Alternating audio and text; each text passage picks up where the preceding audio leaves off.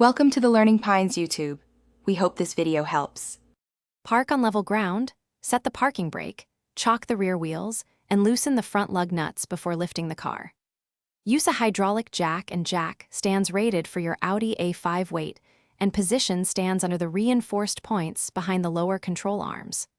Remove the wheel using a 17 mm socket, then inspect new brake pads for roughly 10 mm thickness, and confirm you have DOT4 brake fluid, a 15 mm wrench for caliper bolts, and a torque wrench set to 120 Nm.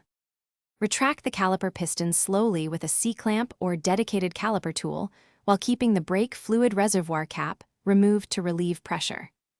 Remove the two caliper guide bolts with a 15 mm wrench and carefully lift the caliper off the bracket, suspending it with wire so the brake hose is never supporting weight.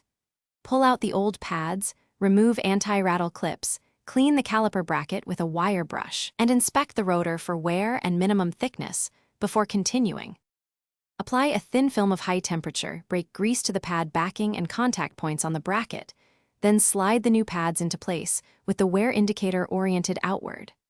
Reinstall the caliper over the pads, torque the guide bolts to 35 Nm, refit the wheel and torque the lug nuts to 120 Nm, and top up the DOT4 brake fluid reservoir as required.